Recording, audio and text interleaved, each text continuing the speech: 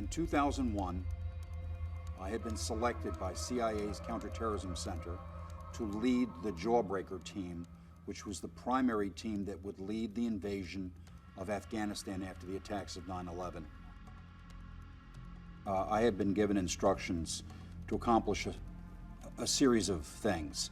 Number one was destroy the Taliban because they wouldn't surrender bin Laden. Number two was to destroy Al-Qaeda as an organization. And then, of course, finally, eliminate bin Laden. We would initially land and position ourselves in the Panjshir, coordinate with the Northern Alliance from there, and of course, very rapidly, we were able to seize the city of Kabul.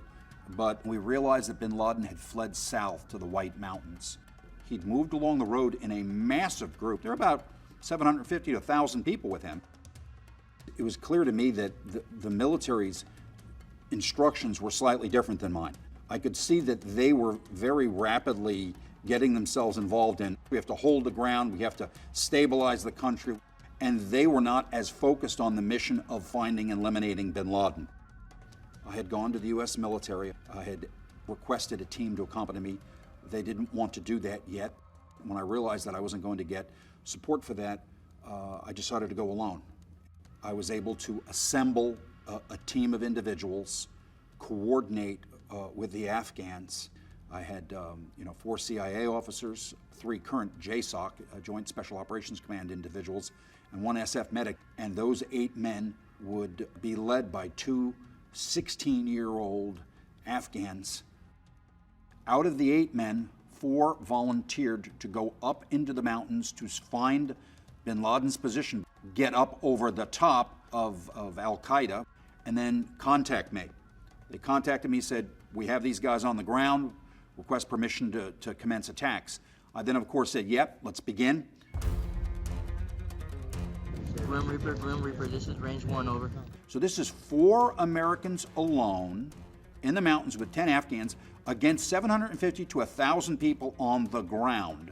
Then they lined up all the aircraft in the region, brought them all in. We would drop a Blue 82, which is a 15,000-pound device. So we actually threw one of those at him. We threw a lot of other B-52s at him. Once we got that battle in that 56 hours, I was able to go to Army Special Forces, and then only later would 40 guys from Delta Force appear. So, at no point were there more than 60 Americans there. There were more journalists at that battle than Americans. I did not inform CIA headquarters that I was doing this because I was very concerned that they wouldn't authorize any of it. There would have been a slew of questions. I didn't want any questions. I didn't want to hear anything from anybody. And quite frankly, I didn't trust the 7th floor of the CIA to do the right thing because they had not done the right thing for a number of years.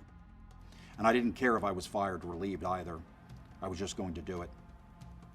When people say it was a failure, it doesn't bother me in the least. I think that they don't understand the circumstances of the battle. It was, of course, a flawed masterpiece. All I could do was manage the forces I had to destroy as many members of Al-Qaeda as possible. Bin Laden limped out of there. His force was destroyed. It took years to rebuild it.